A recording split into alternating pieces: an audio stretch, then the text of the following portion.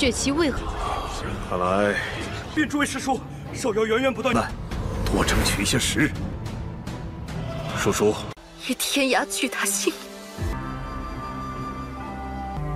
弟子斩不断。逆徒！敌人！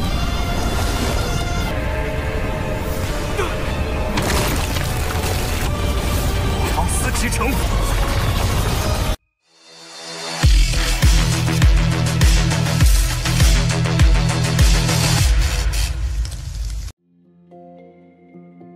Halo semuanya, selamat datang di Ruang Sinema. Bagaimana kabar kalian semua? Semoga selalu sehat dan baik-baik saja. Sesuai jadwal, jadi pada hari ini kita akan kembali melanjutkan series Donghua Jet Dynasty season ketiga episode 9. Tapi sebelum kita mulai episode terbarunya, kita akan lihat dulu apa saja yang telah terjadi pada episode sebelumnya. Kemarin pertarungan telah terjadi antara Xiaofan dan juga kedua gadis ini. Karena bagaimanapun mereka tengah merebutkan lonceng milik Biao. Sebagai seseorang yang sangat penting untuk Xiaofan, tentu saja ia tidak akan pernah memberikan lonceng itu kepada siapapun. Jadi, dia dan Perijin pun terlibat pertarungan yang begitu sengit, begitu pula dengan para binatang buas yang ikut-ikutan mengambil harta tersebut. Tapi pada akhirnya harta ini jatuh ke tangan Perijin. Namun ternyata itu adalah rencana licik dari Raja Hantu, yang mana lonceng itu adalah palsu dan berisikan racun yang dapat menghabisinya.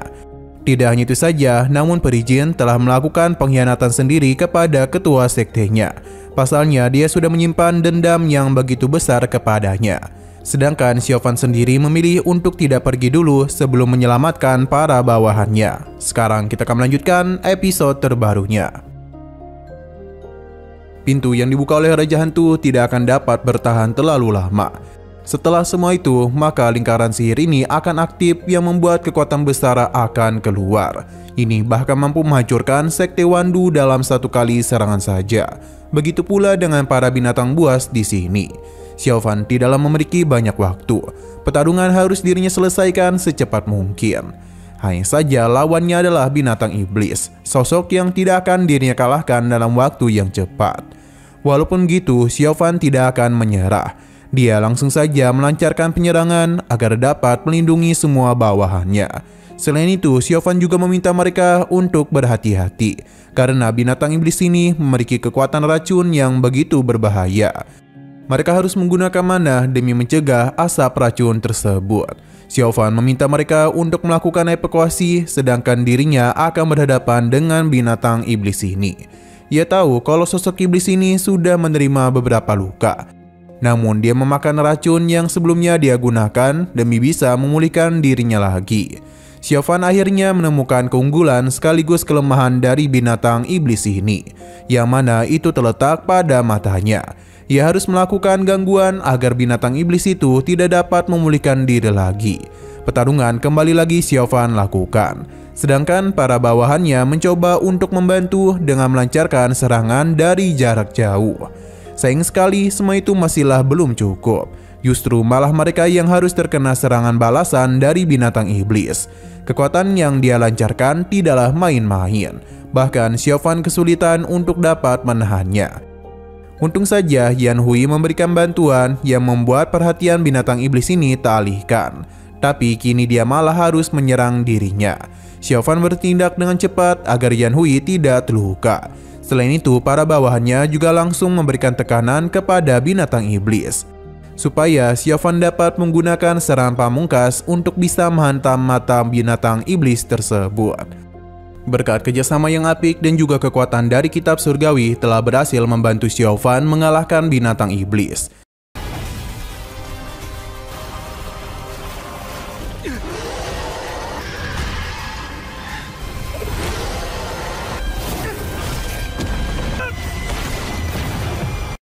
Yan Hui terpukau akan kehebatan tuan mereka. Sedangkan Xiaofan beruntung bisa memiliki harta ini karena kekuatan matahari telah membantunya mengalahkan binatang iblis. Di sisi lain terlihat Suki yang penasaran apakah binatang iblis berada di lembah sana. Namun lagi dan lagi binatang buas datang untuk mengganggu dirinya. Namun Suki masihlah memiliki kekuatan untuk dapat mengalahkan mereka. Dengan sekali serangan saja dia pun dapat mengalahkan binatang buas tersebut. Ia juga telah membuka jalan agar bisa pergi ke lembah Wandu. Kembali lagi kepada Xiaofan, di mana waktu mereka sudah tidak banyak lagi. Dia pun meminta para bawahannya untuk bangkit jika terus ingin hidup. Alhasil mereka pun mulai berkumpul. Xiaofan meminta siapapun yang merasa sebagai anggota dari sekte Raja Hantu untuk bangun dan mengikuti dirinya karena mereka akan melakukan pembantaian kepada para binatang buas. Tidak akan ada satupun dari mereka yang bisa menghentikan lingkaran sihir itu. Pertarungan langsung saja terjadi, di mana Xiaofan dan para bawahannya benar-benar melakukan pembantaian. Semua ini dia lakukan agar lingkaran sihir tidak terganggu.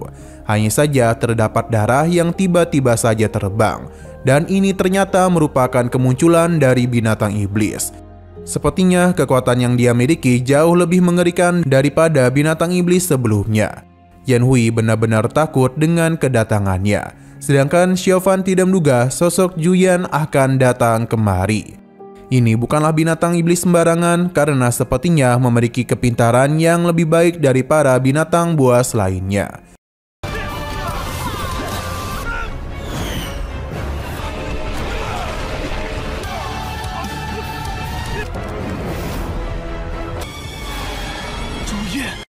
Xiaofan meminta para bawahannya untuk segera mundur karena dia akan menahan Juyan sambil menunggu lingkaran sihir selesai. Namun Yan Hui bersama yang lainnya tidak akan pernah meninggalkan Xiaofan seorang diri. Maka karena itulah mereka akan memberikan bantuan sebisa mungkin. Dalam pertarungan itu terlihat dengan begitu jelas kalau Xiaofan sempat kesulitan untuk berhadapan dengan Juyan karena dia itu memiliki kekuatan yang mampu menekan balik dirinya. Tapi untung saja ada Yan Hui. Mereka melakukan penyerangan untuk dapat menekan Juyan. Dengan begitulah Xiaofan pasti dapat melakukan penyerangan kepadanya. Rencana mereka pun berjalan dengan sangat lancar, di mana Xiaofan bersama yang lainnya telah berhasil menumbangkan Juyan. Mereka pun bergegas pergi karena lingkaran sihir akan segera aktif. Tapi siapa yang menyangka kalau Juyan masihlah belum mati. Bahkan kekuatan darahnya itu telah meningkat yang mengakibatkan Xiaofan tidak dapat bergerak untuk sementara waktu karena dia itu telah terkena serangan. Melihat hal ini, Yan Hui segera bertindak untuk menyelamatkan tuannya. Namun sayang sekali dia harus menerima luka yang cukup fatal karena mengenai titik vitalnya. Yan Hui meminta Xiaofan untuk segera pergi karena Juyan terlihat mengamuk. Walaupun begitu, Xiaofan tidak akan pernah meninggalkannya.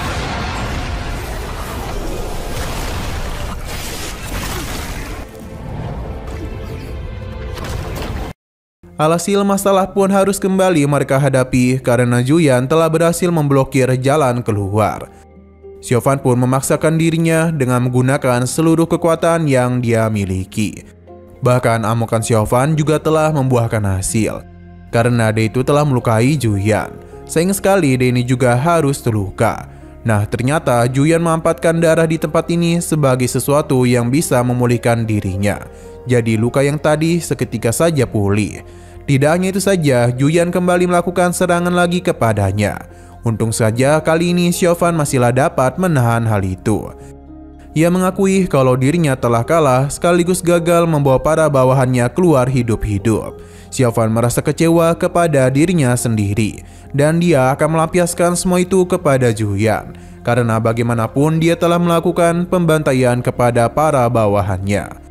Xiaofan akan memanfaatkan darah di tempat ini supaya bisa digunakan oleh tongkatnya. Xiaofan ingin melihat akan seberapa banyak darah yang Zuyan miliki. Serangan bertubi-tubi telah dirinya lancarkan, bahkan Xiaofan terlihat telah kehilangan kendali atas kekuatannya. Jadi sebelum hal buruk terjadi, dia pun meminta para bawahannya untuk pergi meninggalkan dirinya. Karena bagaimanapun lingkaran sihir akan aktif. Dengan begini, Xiaofan pun telah menekan pergerakan dari Juyan. Di waktu itu juga lingkaran sihir pun telah aktif. Xiaofan bergegas pergi sambil membawa jasad Yan Hui keluar dari tempat ini.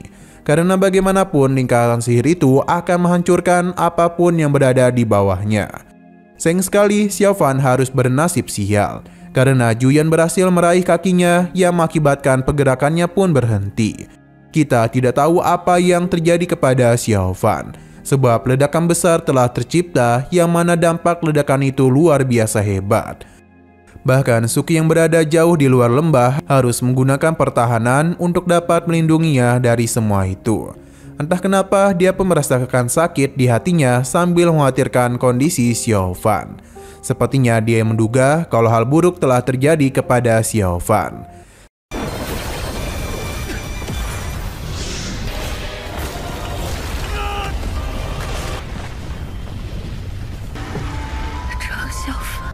Setelah ledakan itu berakhir, kita pun diperlihatkan dengan betapa kacaunya lembah Wandu. Suki pun pergi ke sana kemari untuk mencari keberadaan dari Xiaofan. Ia pun sangat terkejut karena ada begitu banyak jasad dari 3 sekte jahat. Sepertinya pertarungan besar telah terjadi di tempat ini. Selain itu dirinya juga mengenali Yan Hui. Namun sayang sekali dia itu sudah tidaklah bernyawa. Suki pun semakin panik karena dia yakin kalau Xiaofan berada di tempat ini. Pencarian pun mulai dirinya lakukan sambil mengkhawatirkan kondisi Xiaofan. Sampai akhirnya Suki pun terkejut melihat baju Xiaofan. Ia langsung saja melakukan penyerangan kepada binatang buas ini sambil merasa begitu marah karena bagaimana bisa Xiaofan berada di sini. Padahal dia itu sudah berjanji untuk pergi bersamanya, namun mengapa ia tidak menepati janji tersebut dan malah mati di sini. Sebenarnya kondisi Suki ini tidaklah baik-baik saja, namun dia terus memaksakan dirinya untuk melakukan penyerangan kepada binatang buas tersebut. Semua ini terjadi karena amarah Suki terhadap apa yang terjadi kepada Xiaofan. Ledakan kekuatan bahkan dirinya hasilkan, yang mana itu dilihat langsung oleh kedua rekannya.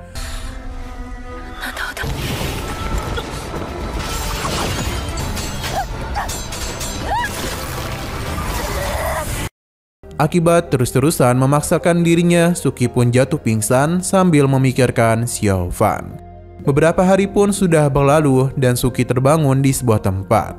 Melihat dia yang telah sadarkan diri membuat seniornya senang karena Suki akhirnya sadarkan diri juga. Seharusnya dia itu tidaklah memaksakan diri berhadapan dengan binatang buas sampai-sampai menguras begitu banyak kekuatannya. Sepertinya seniornya ini juga sudah tahu dengan apa yang telah terjadi kepada Xiaofan. Baik ia maupun Suki sangatlah sedih karena mereka meyakini Xiaofan telah tiada. Begitu pula dengan Tian Bui. Karena bagaimanapun dia telah mendengar dari para muridnya kalau di sana terdapat banyak jasad dari 3 kultus iblis. Akibat ledakan tersebut mereka juga meyakini kalau Xiaofan telah menjadi korban. Karena bagaimanapun ledakannya terlalu mengerikan. Selain itu mereka juga telah menemukan baju Xiaofan yang membuat mereka semakin yakin. Seketika saja Tian Bui pun mulai mengingat kebersamaannya dengan Xiaofan. Karena meskipun dia sudah lama pergi, namun tetap saja Xiaofan merupakan muridnya. Bahkan Tian Bui pergi ke tempat di mana Xiaofan dulu tinggal.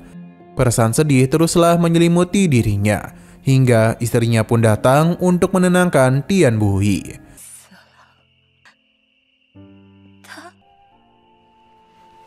Kita diperlihatkan dalam penyerangan yang masih dilakukan oleh para binatang buas. Para kultivator yang mencoba melakukan perlawanan benar-benar kesulitan. Pasalnya binatang iblis datang menghampiri mereka. Tidak hanya itu saja, Raja Binatang juga telah datang kemari. Dia penasaran mengapa orang-orang tidak lari saja. Raja Binatang menangkap 2 rekan dari pria itu. Dia memintanya untuk menghabisi mereka. Dengan begitu, dia akan membiarkannya hidup. Hanya saja sebagai murid dari sekte Xinyu, dia tidak akan melakukan hal tersebut. Karena untuk apa dia mempelajari pikiran dan mencari kebenaran jika harus mengorbankan kedua rekannya. Hanya saja kedua seniornya meminta ia melakukan hal tersebut. Karena dengan gitu dia bisa melarikan diri. Sayang sekali Raja Binatang tidak akan mengampuni mereka. Ia langsung saja memberikan hukuman mati. Mendengar sekte Xinyu membuat Raja Binatang penasaran apakah mereka itu masih dapat bertahan di hadapan kekuatannya. Xianwu berpindah ke sekte Xinyu di mana mereka saatlah terkejut dengan apa yang terjadi pada 3 kultus iblis. Pasalnya semua orang terkenal telah meninggoy. Semua ini benar-benar di luar perkiraan para pemimpin sekte. Selain itu, mereka juga penasaran apa yang terjadi kepada Suki hingga harus kehilangan begitu banyak kekuatannya. Di mana Suki itu memaksakan diri untuk pergi ke lembah Wandu. Sepanjang perjalanan, dia terus melakukan penyerangan kepada para binatang buas, sampai-sampai memaksakan diri untuk pergi ke sana. Dosuan akan membicarakan hal ini lagi dengan para pemimpin sekte. Karena bagaimanapun, kekuatan Raja Iblis Binatang tidaklah dapat mereka prediksi. Hanya saja mereka ini tidaklah dapat berdiam diri. Pasalnya, para binatang buas terus berdatangan. Bahkan, Xiao bersama yang lainnya mungkin tidak akan dapat bertahan lagi. Dosuan pun meminta mereka untuk bersiap, pasalnya mereka akan kembali bertarung. Para murid elit akan kembali diutus ke garis depan. Mereka harus menahan para binatang iblis agar orang-orang yang terluka dapat melarikan diri. 刀法高强，须得。血气为何？看来禀诸位师叔，少瑶源源不断。多争取一些时日。叔叔。 Xianwu berpindah ke sisi lain di mana Xiaofan akhirnya telah sadarkan diri juga. Ternyata yang menyelamatkan dirinya adalah sang rubah. Ia tahu betul dengan kesedihan yang Xiaofan alami karena dia telah kehilangan semua bawahannya. Meskipun begitu, Xiaofan mencoba untuk menenangkan dirinya, tapi dia bingung harus kemana sebab kini dia tidaklah dapat berbuat apa-apa. Terlebih lagi dalam pertarungan sebelumnya, Xiaofan bagaikan lalat yang berjuang di medan perang. Tidak ada banyak hal yang bisa dirinya lakukan. Ia pun mulai takut kalau apa yang pernah dirinya lihat sepertinya akan terjadi, di mana sekte Xinyu akan berada dalam kekacauan. Untuk saat ini, Xiaofan tidak dapat berbuat terlalu banyak karena kondisinya sudah terluka sangat parah. Ditambah kekuatan haus darah terus mencoba untuk mengambil alih tubuhnya. Untung saja ada mata jiwa yang melindunginya. Xiaohuan tahu betul kalau kekuatan jahat telah menyerang hatinya. Xiaofan masihlah sangat beruntung karena ada bantuan dari Token Xuan. Tapi jika hal ini terjadi lagi, maka bukan tidak mungkin Xiaofan akan tenggelam dalam kekuatannya sendiri. Meskipun tahu resikonya, tapi dia itu akan tetap memilih untuk bertarung. Gadis rubah mencoba mencegah Xiaofan pergi karena jika dia tetap ingin bertarung, setidaknya Xiaofan harus membuang pedang Xuan Huo, atau dia itu bisa mencari tempat yang tenang demi bisa mengendalikan kekuatan tersebut. Xiaofan tetap pergi, bahkan meskipun dia harus mati sekalipun. Gadis rubah tentu berusaha untuk menenangkannya karena dia masihlah memiliki begitu banyak janji. Bagaimana jika nantinya Biao bangun? Tapi sepertinya Xiaofan sudah tidak terlalu peduli lagi karena keputusannya itu sudah bulat. 推动纯阳肉体，才有。在这个世上欠了多少人的债都还。 Raja Hantu pun datang menghampiri Xiaofan untuk memberitahunya mengenai keberangkatan mereka ke sebuah gurun yang begitu panas. Tapi Xiaofan menanyakan bagaimana kondisi Biao nanti. Ternyata dia itu akan tetap tinggal di sini. Mekanisme gunung akan ditutup dengan sangat rapat supaya tidak ada yang dapat mengganggu Biao. Hanya saja Xiaofan harus datang sebulan sekali demi bisa memastikan kondisi Biao. Xiaofan memutuskan untuk tetap tinggal saja dan tidak akan pergi bersama mereka. Raja Hantu tidaklah mempermasalahkan hal itu.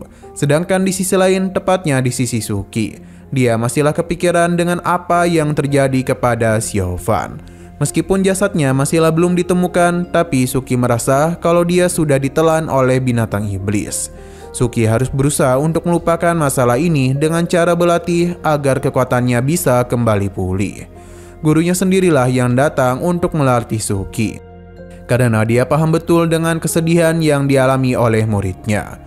Suyu bertanya kepada Suki apakah dia pernah melihat Xiaofan. Seberapa keras pun Suki berusaha menyembunyikan hal itu, Suyu tahu kalau dia sudah beberapa kali bertemu dengan Xiaofan. Jadi dia itu berharap Suki tidaklah menyembunyikan apapun lagi darinya.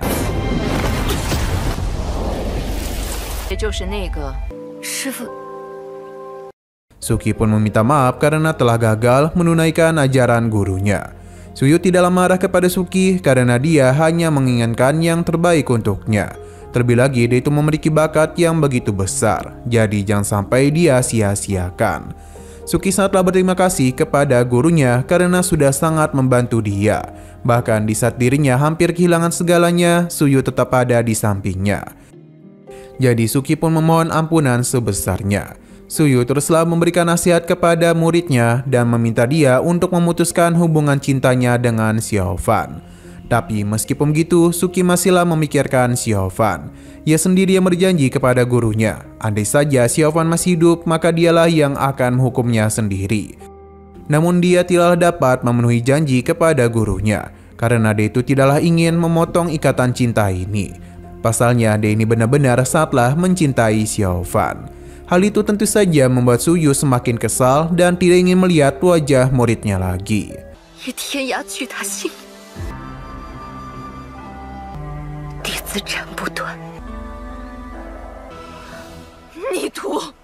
Scene kembali kepada Xiaofan, di mana dia masihlah berada di sekte hantu. Bibi Yao pun datang menghampiri Xiaofan, yang mana dialah yang selalu berada di sisi Biao. Bibi Yao memberitahu kalau gelombang binatang buas sudah melakukan penyerangan ke garis depan Lausan. Meskipun Xiaofan mengorbankan nyawanya, bencana ini tidak akan pernah berhenti. Mungkin hanya masalah waktu saja sebelum binatang buas memasuki wilayah Xingyuan. Xiaofan tahu betul akan hal tersebut. Jadi sebelum hal buruk terjadi kepada rekan-rekannya, Xiaofan akan pergi bersama Xiao Hui. Kita pun dibawa ke garis terdepan, di mana pertarungan masihlah terus terjadi di antara para murid aliran kebenaran dengan para binatang buas. Jinyu bersama yang lainnya datang di waktu yang tepat untuk memberikan bantuan kepada rekan-rekannya. Karena bagaimanapun kondisi dari mereka sudah kehabisan begitu banyak tenaga. Hanya saja serangan lanjutan kembali datang, di mana bola api dalam jumlah yang begitu banyak datang untuk menghabisi para murid yang ada di sana. Dengan skala serangan sebanyak ini, mereka pun mulai pasrah, karena kematian akan menghampiri mereka. Namun, Fasa dan Fasia tidak akan membiarkan meteor besar ini jatuh menimpa mereka. Dengan seluruh kekuatan yang mereka miliki, batu besar ini pun telah berhasil mereka tahan. Xiao Yichai segera melakukan pergerakan dengan menggunakan teknik pedangnya agar dapat menahan serangan tersebut. Hal ini memang berhasil, tapi bebatuan itu telah hancur dan akan menimpa mereka. Jadi karena itulah Jinyu bersama yang lainnya akan memberikan bantuan demi menghancurkan batu-batu itu.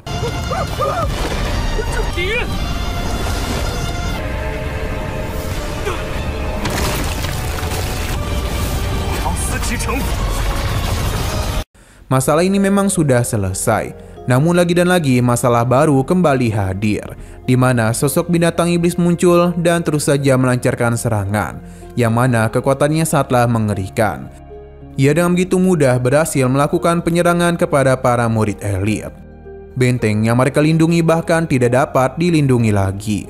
Pasalnya para murid yang menjaga dengan sangat mudah dilukai. Kini kondisi benar-benar tidaklah menguntungkan mereka. Xiao Yichai pun menganggap kalau ini adalah akhir dari mereka, karena dua binatang iblis melakukan penyerangan besar-besaran. Di tengah keputusasaan itu, bala bantuan pun telah datang. Tian Bui menggunakan kekuatannya untuk melindungi semua murid-muridnya. Bahkan dia juga melakukan serangan balik kepada para binatang iblis yang datang kemari. Yang datang kemari tidak hanya Tian Bui saja, namun Suyu juga datang. Ia dan sangat mudah mengalahkan para binatang buas yang mencoba untuk mendekat. Kehadiran dari dua tetua ini bagikan angin segar untuk para murid. Tapi bukan berarti pertarungan akan berakhir sampai di sini saja, karena binatang iblis sulit untuk dihabisi. Tian Bui akan menahan para binatang iblis agar para muridnya bisa pergi ke sekte Xinyu. Xiao Yichai bersama yang lainnya pun segera mundur diikuti oleh dua tetua ini. Karena mereka sadar kalau serangan itu tidak akan dapat menahan binatang iblis dalam waktu yang lama. Benar saja, pengejaran pun mulai dilakukan oleh para binatang buas. Mereka tidak ada niatan untuk membiarkan para manusia ini lepas begitu saja. Di tengah penyerangan yang begitu mengerikan, kita pun dibawa ke sebuah tempat di mana ada sesuatu yang sedang terjadi. Entah apakah itu karena kita hanya diperlihatkan dengan fluktuasi energi saja.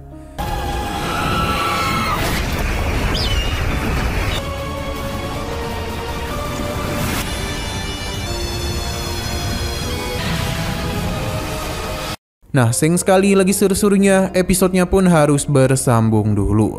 Oke, sekian dulu pada video kali ini. Untuk video selanjutnya akan segera hadir. Jadi bagi kalian yang ingin mengikuti series ini, langsung saja klik subscribe dan aktifkan loncengnya. Terima kasih yang sudah menonton video sampai habis. Jika kalian suka pada video ini, klik like dan share ke teman-teman kalian tentang channel ini.